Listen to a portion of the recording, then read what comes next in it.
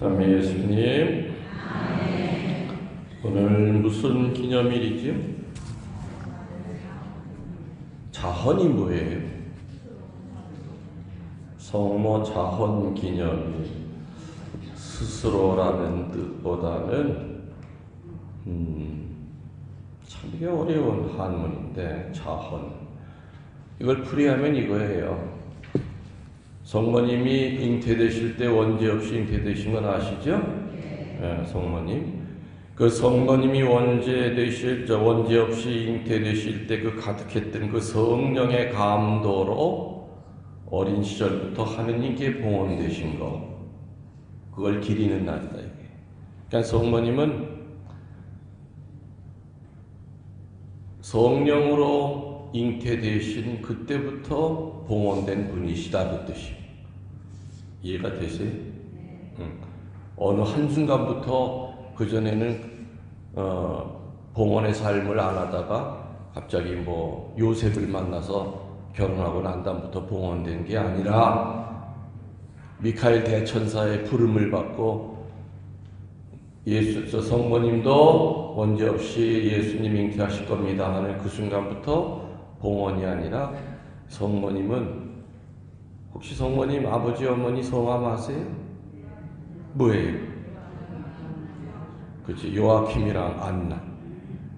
요아킴이랑 안나 사이에서 성모 마리아가 이제 안나 엄마의 뱃속에 잉태되는 그 순간부터 사실은 봉헌이 되신 것을 기리는 날이죠. 그래서 성모님의 삶 전체는 다 봉헌이에요. 맞죠? 어느 한순간만. 그분은 엄마 뱃속에 있을 때부터 에페소에서 돌아가셔서 승천하실 때까지 그분의 삶 가운데 봉헌이 안 들어가 있는 순간은 단 한 번도 없었다. 그래서 그거를 기리는 날이 성모 자헌 기념일이에요. 옛날 우리 중국 한문인데 라틴어를 한문을 번역하다 보니까 몽소승천, 어려운 말이죠. 감실이라고 하는 이 말도 굉장히 어려운 한문이에요. 감실이라고 하는 거. 왜냐면은 중국을 통해서 한국에 천주교가 들어오다 보니까는 그 중국에서 썼던 그 말을 그대로. 신부라고 하는 말이 뭐예요? 중국말은 씨부 그래요. 씨부 그래요. 중국 가면 기분 나빠, 욕하는 것 같아가지고. 중국 사람은 씨부 그래.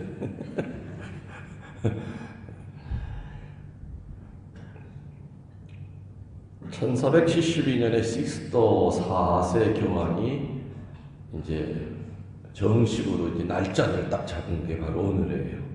복되신 동정 마리아의 자헌 기념일이다라고 식스토 4세가 오늘을 성모님의 자헌 기념일을 선포하셨죠. 여러분들, 우리 교리 공부 한번 해볼까요? 개신교 교리와 천주교 교리가 다른 게 많죠. 근데 원래 뿌리는 어디예요? 개신교에서 천주교가 나왔어요? 천주교에서 개신교가 나왔어요? 개신교의 교리는 크게 얘기하면 딱 세 가지예요. 구원받으려면 어떻게 되느냐? 개신교 교리를 볼 때 오로지 믿음만으로, 오로지 은총만으로, 오로지 성서만으로, 요 세 가지. 오로지 믿음만으로, 오로지 은총만으로, 오로지 성경만으로, 요 세 가지만이 믿음의 절대 조건이라는 거예요. 근데 우리 천주교는 물론 이 세 가지를 다 포함하고 있죠, 교리가. 그렇지만 그걸로 안 끝나요. 플러스 뭐가 하나 더 있어. 뭘까요? 네?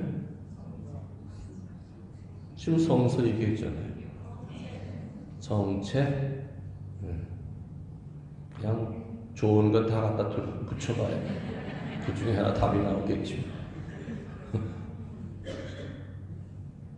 라틴어로 사크라 크라디시오, 트라디시오, 거룩한 전통.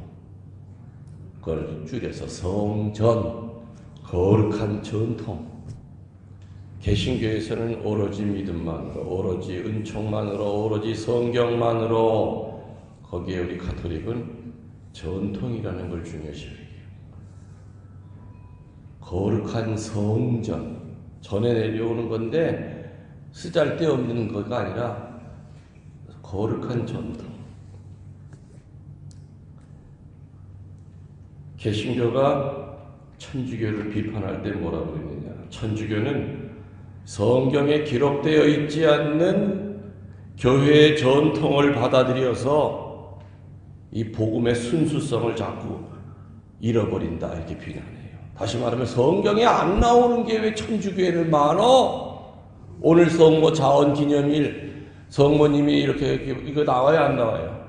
안 나오죠? 그 성경에도 없는 건데 왜 자꾸 이 복음이 자꾸 천주교는 말이야 그 없는 걸 자꾸 막 만들어내 가지고 복음의 순수성을 자꾸 막 깨거든요. 이렇게 하면서 천주교를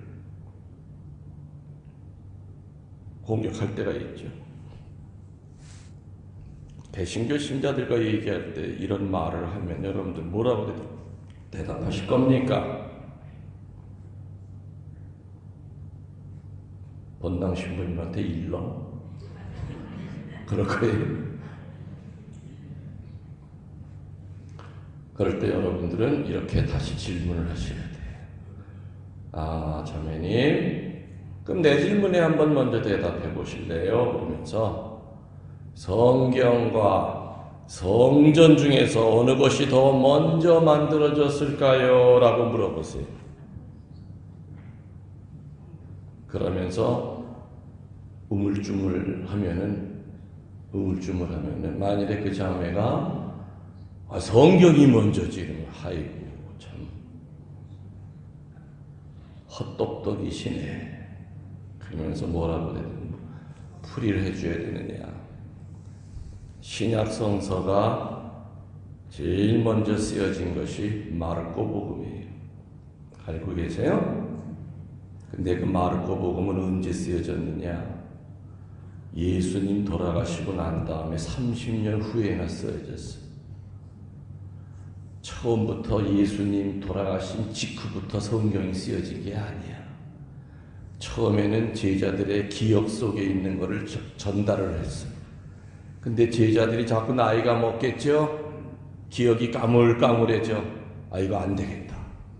그래서 예수님 돌아가시고 나서 30년이 지난 후에야 이거 우리 기록으로 남기자 해서 쓰여진 성서책이 마르코복음이에요.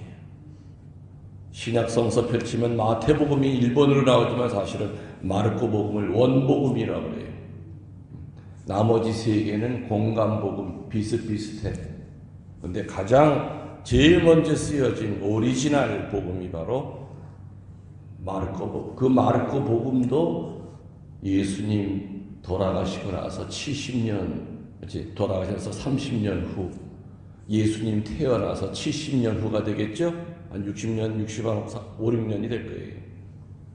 그러면 마르코복음이 쓰여지기 전에 30년 동안은 제자들의 입에서 입으로 예수님이 하셨던 말씀이 전해 내려왔어요. 그렇겠죠? 그거를 성전이라고 그래요. 거룩한 전통이라고 그래요.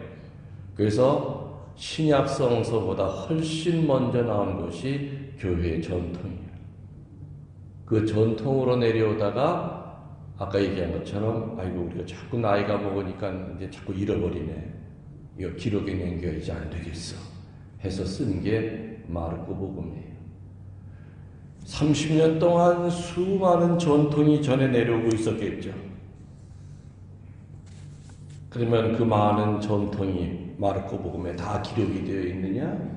아니죠. 요한복음 제일 마지막에 뭐라고 써 있는 줄 알아요? 예수님께서는 이 밖에도 여러 가지 일을 하셨다. 만일 하신 일들을 낱낱이 다 기록하기로 한다면 기록된 책은 이 세상을 채우고도 남을 것이다. 그러니까 성경에 없는 얘기가 훨씬 더 많다는 거예요. 성경에 안 쓰여진 얘기가 바로 어디에 묻어나와? 거룩한 전통 안에. 그 안에 성경에 활자로는 안 적혀져 있지만은 교회의 거룩한 전통 안에 그것이다. 그러니까 요한이 그랬다고 그랬잖아요. 예수님이 하신 일을 정말 다 기록하려면 이 책 가지고는 이건 어림도 없어. 하늘과 땅을 채우고도 남을 정도로 사실은 이 성서에 기록되어 있지 않은 일들이 훨씬 많다 그 뜻이죠. 그거는 가톨릭의 2000년 동안 내려오는 거룩한 전통 안에 그것이 스며들어 있어요. 근데 개신교는 그 전통을 부정하잖아요. 그래서 딱 세 가지만 믿어요. 오로지 믿음만으로, 오로지 은총만으로, 또 오로지 성경만으로. 거기에 우리 천주교는 거룩한 전통 플러스가 돼. 사제 독신제, 사제들은 독신을 지켜라 하는 것이 성경에 나와요? 활자로? 안 나와요. 비슷한 건 나오지. 마태복음에 그런 말이 있잖아요.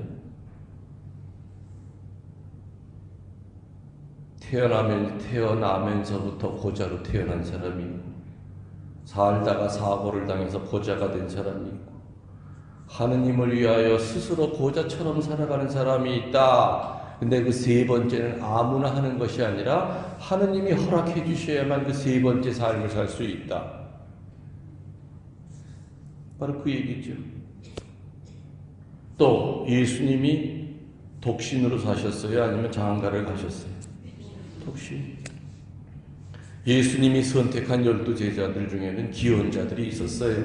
근데 예수님이 제자로 선택한 그 후부터는 독신으로 죽을 때까지 살았어요. 사제의 독신제라고 하는 것은 강한 하느님을 증명하는 방법이에요. 믿지 않는 사람들은 사제를 보면 참 멀쩡하게 생겼는데 왜 혼자 살지? 그러죠? 아마 뭐가 있긴 있어. 응? 뭐가 무슨 힘이 있으니까 좀 멀쩡하게 생긴 양반이 혼자 살지.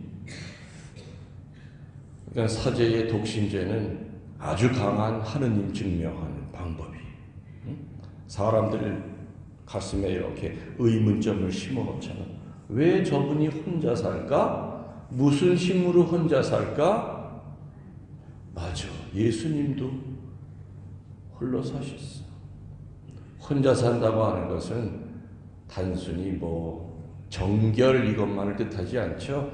사목적인 입장에서도 가족을 거느리는 것보다는 혼자 사는 것이 훨씬 더 유리해요. 손이 안 오르고 가족이 딸리면은 어쩔 수가 없잖아요. 그죠?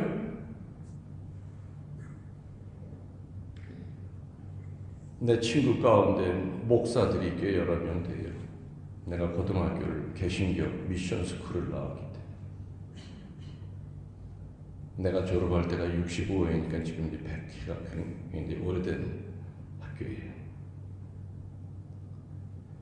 그래서 해마다 개신교 신학교에는 한 5-6명씩 갔어. 근데 나는 65년 만에 이제 천주교 신학교 간 게 내가 1번이야. 그래서 연락들을 가끔 하는데 목사들이랑 친구니까 그거 격식 안 다니죠. 옛날처럼 이름 부르고. 근데 그 중에 목사 하나가 지금 택시 운전을 해요. 근데 왜 택시 운전을 했느냐? 어느 빌딩 지하에다가 개척교회를 갖다가 했대요. 하여튼 설교가 좋아서 사람들이 엄청 많이 몰려들었대. 근데 어느 날 밤에 무슨 예배를 보다가 불이 난 거예요. 카페트가 타기 시작하면서 막 연기가 막 그냥 그 좁은 계단은 하나밖에 없잖아요. 뭐 서로 살겠다고 그냥 뭐 밟고 올라가고 난리를 났지. 근데 이 목사가 자기도 좀 빠져나왔는데 나와서 보니까 자기 양손에 자기 새끼, 큰아들, 작은아들을 붙들고 나왔더래. 그래서 그때 교인들 아이들이 많이 죽었어. 그 다음에 어떻게 됐을까요? 돌멩이가 날라오는 거예요. 저게 목사냐고. 지 새끼부터 먼저 살려? 어? 저게 목자야? 근데 사실 그 입장이 되면 내 새끼잖아. 본능이잖아. 내 새끼 먼저 챙기는 게. 그러니까 결국에는 거기서 쫓겨나고 저 섬에 가서 하다가 또 그 과거 그거가 또 주홍 글씨처럼 쫓아다니니까 또 소문이 나니까 또 쫓겨나고 결국에는 목사직 포기하고 그냥 택시 운전하면서 살아. 그래서 그 친구가 나한테 그래요.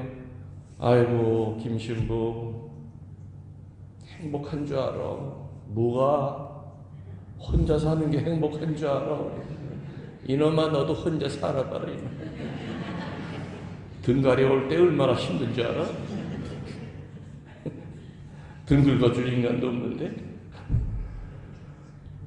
그러니까 독신제라고 하는 것도 성경에는 안 나와요. 그건 전통 안에 들어있는 거죠. 전통 안에. 예수님께서 이 밖에도 여러 가지 일을 하셨다. 만일 하신 일들을 낱낱이 다 기록하기로 마음먹는다면 그 기록된 책은 이 세상을 채우고도 남을 것이다. 다시 말하면 신약성서, 사복음서 가지고는 어림도 없다는 얘기예요. 훨씬 더 많은 일들이 있다. 그런 것들이 바로 개신교 신자들이 비판하는, 왜 성경에도 없는 걸 가지고 천주교는 거기에 매달리느냐, 이렇게 깔아내리는 거지.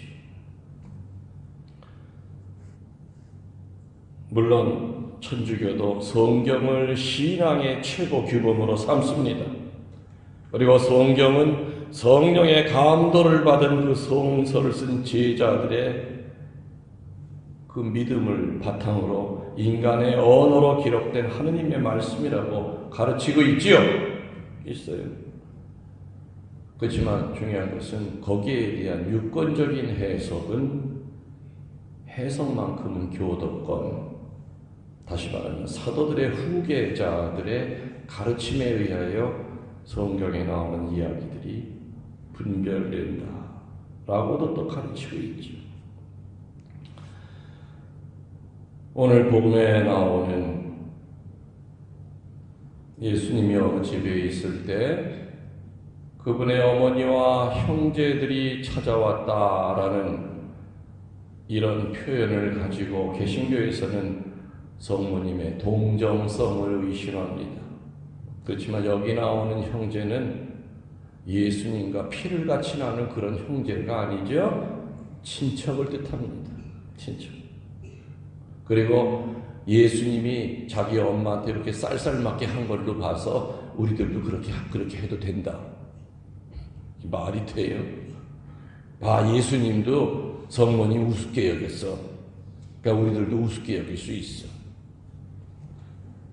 자기 편한 대로 성모님에 대한 공경심을 비하시킵니다. 갖다 끼워 맞춰서.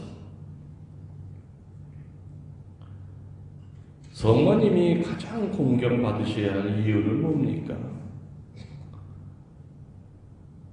예수님을 이 세상에 낳아드렸다는 거죠. 맞죠? 그것만큼 큰 일이 없으세요. 그리고 낳아드리는 것만이 아니라 성모님만큼 예수님의 말씀을 깊이 간직하고 하느님의 뜻을 받아들인 분이 역사 안에 없어요. 그때부터 지금까지 앞으로도 성모님만큼 예수님의 그 말씀을 간직하고 하느님의 뜻을 받들고자 했던 분은 성모님 말고는 앞으로도 없을 거예요. 그래서 우리는 성모님이 살아가신 모습을 닮으려고 했을 뿐이지 우리 성모님처럼 안 돼요. 그죠? 그래서 그분의 신앙과 우리 신앙은 차원이라는 거예요. 교리적인 논쟁을 떠나서 개신교도 분명히 명심해야 될 것은 예수님의 성심과 결합되어 십자가의 길을 평생 함께 걸어가신 성모님은 그거 하나만으로도 개신교 신자들한테도 존경을 받으실 자격이 있어요. 말도 안 되는 봐라 여기 형제라고 나오지 않아? 그러니까 성모님이 무슨 동정녀야 부부 생활해가지고 예수님 말고도 동생들을 더 여러 낳았나 본데 무식한 얘기지. 이때 나오는 형제라고 하는 것은 그리스어로 볼 때 피를 나눈 같은 아버지 어머니한테 썼던 단어가 달라요. 우리는 이걸 그냥 번역을 해서 다 형제라고 그러잖아요. 우리 성당에서도 형제님 오셨어요 그러죠? 자매님 오셨어요 그러죠? 그렇다고 해가지고 이 아버지 어머니가 같은 아버지 어머니 아니잖아요. 단어 자체가 달라. 아데르포이라고 하는 복수형의 이 그리스어는 친척들한테 썼던 단어예요. 아데르포이라고 하는.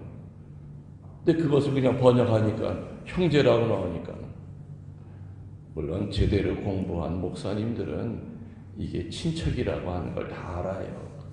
근데 그냥 오로지 천주교 성모님 깔아뭉개려고만 하는 목적을 갖고 있는 개신교 사람들 가운데는 이걸 가지고 성모님의 동정성을 의심합니다. 아니죠.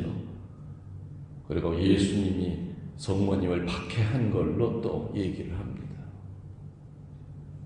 예수님이 이렇게 어떻게 보면 조금 엄마 입장에서는 서운할지 모르지만 성모님은 서운한 마음이 있었을까요? 같이 따라간 예수님의 친척들은 아마 서운했을지 몰라. 근데 성모님은 서운 안 하셨어요. 왜? 말 뜻을 알아들으셨기 때문에. 같은 말을 들어도 5사람한테 말 한마디를 던져도 4사람은 화가 나는데 1사람은 알아들을 수 있어요. 그죠? 그러면요. 엄마는 자식이 짓거리는 말, 여러분도 자식 키우면서 다 경험하잖아요. 첫째 아이가 하는 말투가 다르고 둘째 하는 아이의 말투가 달라. 엄마는 저게 무슨 뜻인지 알아들어. 하다못해 갓난아기 때 옹알옹알거려도 이게 배고프다는 건지 물똥을 쌌다는 건지 다 알아들어. 기저귀 갈아치워야 될 시간이 됐다는 건지 다 알아들어. 옹알옹알옹알거려도 옹알이라 해도.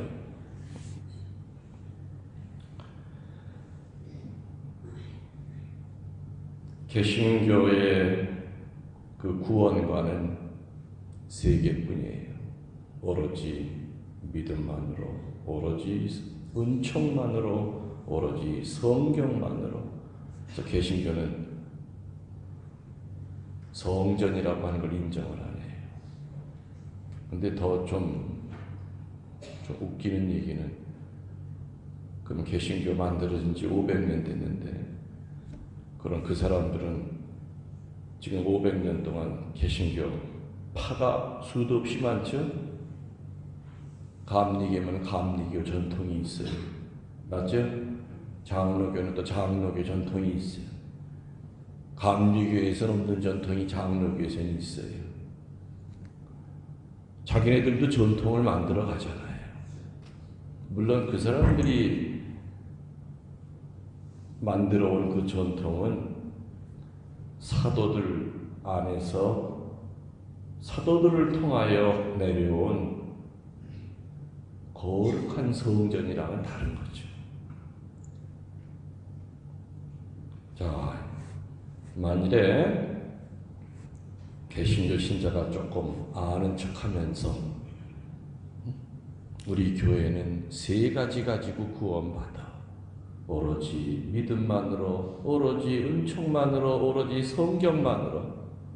근데 왜 네가 다니는 천주교회는 성경에도 없는 거 가지고 그렇게 매달리냐? 성모님 자원기념일이라는 게 성경에 어디 나와? 우리 목사님처럼 장가 가야지. 창세기에 자식 낳고 번성하라 그랬는데 그 신부님들 자연법 어기는 거 아니야? 그 뭐라고 대답하실 수 있어요? 얼굴 보니까 똑같아 아까. 20분을 떠들어도 소용이 없네. 뭘 또 물어보라고 그랬잖아요. 반대로. 예, 그러면 성경과 성전 둘 중에 어느 게 먼저냐? 그러면 당연히 그 사람들은 성경이지. 성경이 먼저 쓰여졌지. 예, 이 무식한 인간. 복음서 가운데에서 제일 먼저 쓰여진 게 뭐야? 그러면 그건 알 거예요. 마르코 복음, 거기는 마가복음이라고 그러죠. 계신 게 있어요. 마가복음이지 그래. 너 마가복음이 언제 쓰여졌는지 알아? 그건 내가 뭐 자세한 걸 어떻게 알아? 제일 먼저 쓰여졌지. 에이, 그거 알려면 똑바로 알아. 예수님 돌아가시고 나서 30년에서 40년 사이에 쓰여진 게 마가복음이야. 그럼 40년 동안에는 제자들의 기억 속에 있는 예수님의 말씀들이 입에서 입으로 전해 내려왔어. 그러다가 제자들의 이제 나이를 먹기 시작하니까 우리 기록으로 남겨야 되겠다. 그래서 성경보다 훨씬 먼저 나온 게 바로 성전.